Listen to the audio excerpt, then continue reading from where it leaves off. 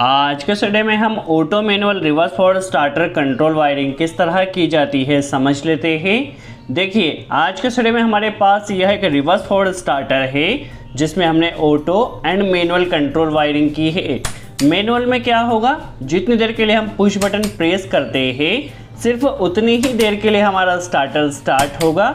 यदि हम चाहते हैं जस्ट एक बार हम पुश बटन को प्रेस करें और हमारा स्टार्टर परमानेंटली रन करे, इसके लिए हमें सिलेक्टर स्विच में सबसे पहले इसे ऑटो पर सिलेक्ट कर लेना है।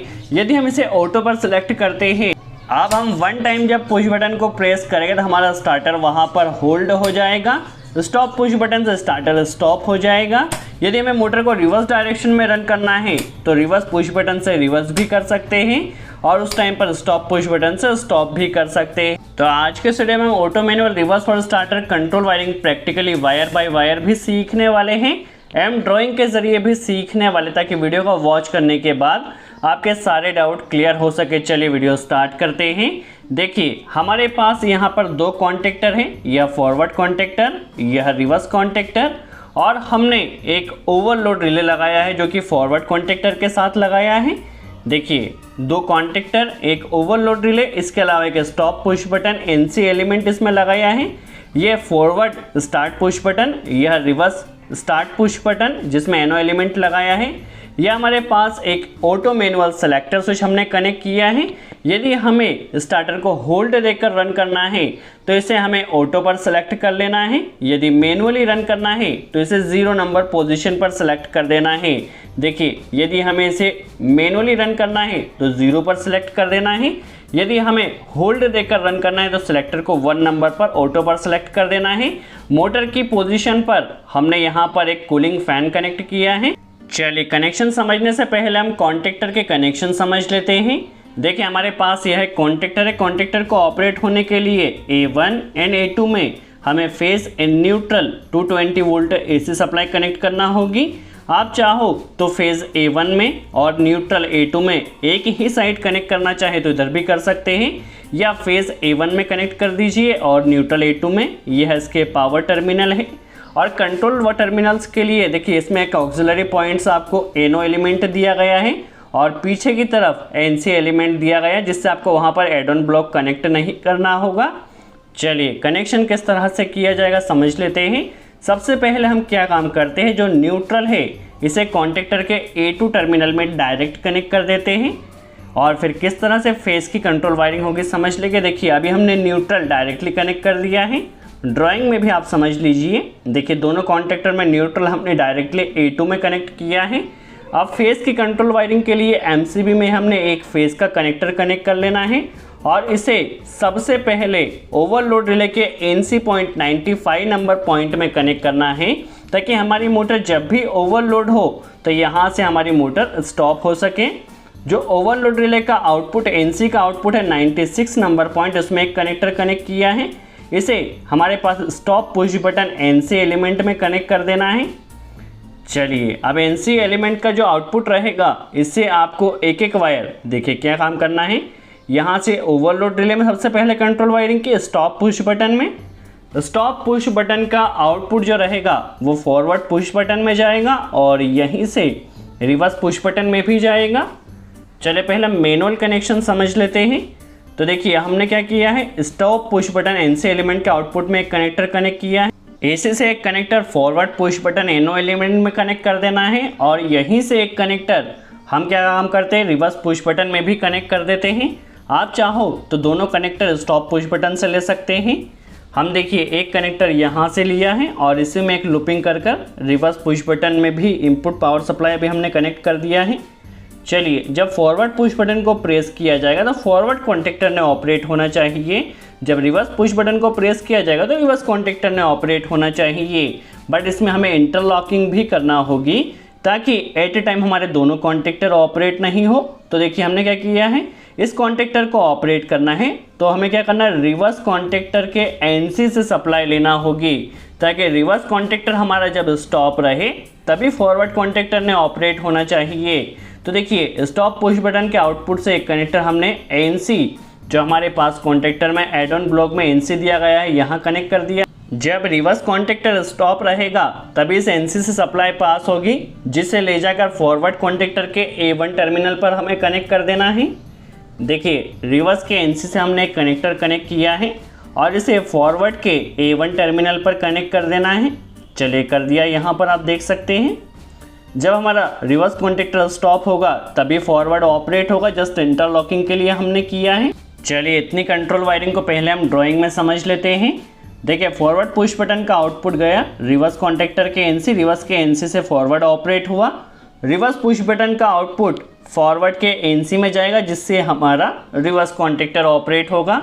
जिस तरह से हमने फॉरवर्ड कॉन्टेक्टर के लिए इंटरलॉकिंग किया वैसे ही रिवर्स के लिए भी कर देना है। रिवर्स पुश बटन का आउटपुट से एक कनेक्टर लेना है, इसे फॉरवर्ड के एनसी में कनेक्ट करना है ताकि जब फॉरवर्ड स्टॉप रहे तभी रिवर्स कॉन्टेक्टर ऑपरेट हो इंटरलॉकिंग के लिए।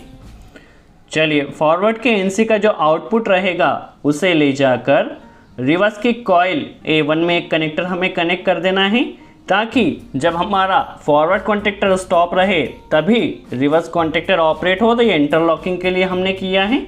चलिए किस तरह से इसकी वर्किंग है समझ लेते हैं।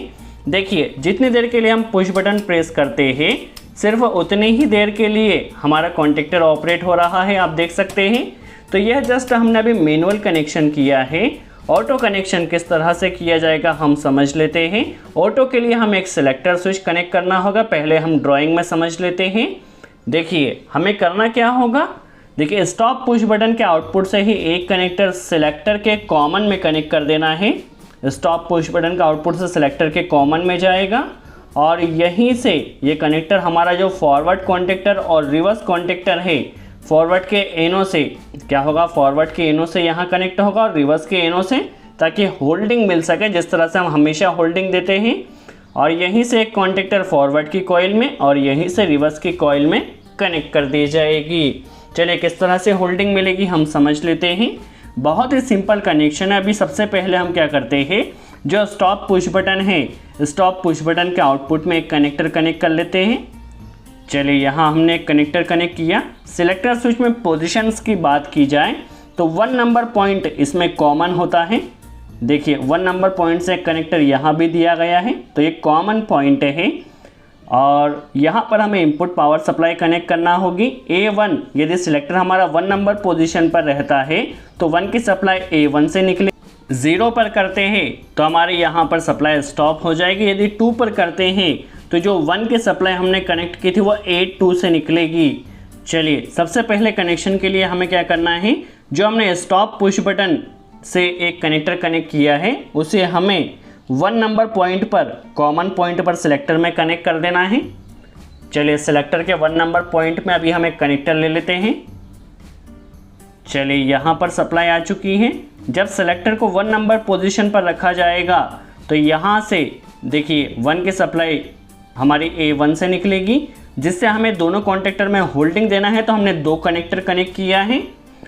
देखिए अब हमें क्या करना है, ये जो हमने 2 कनेक्टर कनेक्ट किए हैं इसे ले जाकर देखिए आपको रिवर्स कॉन्टेक्टर के एनो में कनेक्ट कर देना है और जो एक कनेक्टर है उसे फॉरवर्ड कॉन्टेक्टर के एनो में कनेक्ट कर देना है ताकि होल्डिंग मिल सके जिस तरह से हम हमेशा होल्डिंग देते हैं। और यहाँ से कॉइल से एक कनेक्टर लाकर हमें इस एनो में कनेक्ट कर देना है। यहाँ से भी एक कनेक्टर लाकर इस एनो में कनेक्ट कर देना है। होगा क्या, जब हम पुश बटन को प्रेस करेंगे तो हमारा कॉन्टेक्टर ऑपरेट होगा, A1 में सप्लाई आएगी, यहाँ से हमारे एनो में सप्लाई आएगी और यहाँ से होल्डिंग सप्लाई आ रही है। जैसे ही कॉन्टेक्टर ऑपरेट होगा ये एनो NC बनेगा और एनो NC बनने से सप्लाई यहाँ पर कॉइल में आ जाएगी, जिससे हमारे कॉन्टेक्टर वहाँ पर होल्ड हो जाएंगे। चलिए किस तरह से वायरिंग की जाएगी समझ लेते हैं। अभी हम क्या काम करते हैं, यहाँ से इस एनो से कनेक्टर A1 में दोनों कॉन्टेक्टर में कनेक्ट कर लेते हैं ताकि हमारे कॉन्टेक्टर होल्ड हो सके। चलिए दोनों कनेक्टर कनेक्ट कर दे। किस तरह से वर्किंग है समझ लेते हैं। पहले मैनुअल ऑपरेशन देखा जाए, जितनी देर के लिए पुश बटन प्रेस किया जाएगा सिर्फ उतनी ही देर के लिए हमारा स्टार्टर स्टार्ट हो रहा है। देखिए फॉरवर्ड को प्रेस किया, देखिए जितनी देर के लिए पुश बटन प्रेस उतनी ही देर के लिए स्टार्टर स्टार्ट हो रहा है। रिवर्स कॉन्टेक्टर को भी देख लीजिए, जितनी देर के लिए पुश बटन प्रेस किया जस्ट उतने ही टाइम के लिए हमारा स्टार्टर स्टार्ट हो रहा है। यदि हम इसे ऑटो में देखें, यदि हम 1 नंबर पोजीशन पर सेलेक्ट कर देते हैं, जब हम फॉरवर्ड को प्रेस करते हैं देखिए फॉरवर्ड कॉन्टेक्टर स्टार्ट हो चुका है उस समय यदि हम रिवर्स कॉन्टैक्टर को या रिवर्स पुश बटन को प्रेस करते तो रिवर्स कॉन्टैक्टर स्टार्ट नहीं होगा क्योंकि इंटरलॉकिंग की है। स्टॉप पुश बटन से स्टॉप कर दिया। अब यदि हमें रिवर्स को स्टार्ट करना है तो रिवर्स को स्टार्ट कर सकते हैं। देखिए मोटर रिवर्स रन कर रही है। उस समय यदि फॉरवर्ड कॉन्टैक्टर को या फॉरवर्ड पुश बटन को प्रेस किया जाए तो स्टार्टर स्टार्ट नहीं होगा जब तक हम स्टॉप पुश बटन को प्रेस नहीं कर। तो इस तरह से आप काफ़ी आसानी से auto manual reverse forward starter connection कर सकते हैं। यदि आपको इसे मैनुअल में रन करना है तो 0 पर सेलेक्ट कर दीजिए। अब जितनी देर के लिए आप पुश बटन प्रेस करेंगे उतनी ही देर के लिए आपका स्टार्टर स्टार्ट होगा। सो आई होप आपको क्लियर हुआ हो किस तरह से auto manual reverse forward starter control wiring की जाती है, किस तरह से होल्डिंग दी जाती है, किस तरह से इंटरलॉकिंग दी जाती है। यदि वीडियो अच्छा लगा हो तो लाइक का बटन ज़रूर प्रेस करें। कोई डाउट हो तो कमेंट्स में ज़रूर पूछें। सो आज के लिए इतना ही।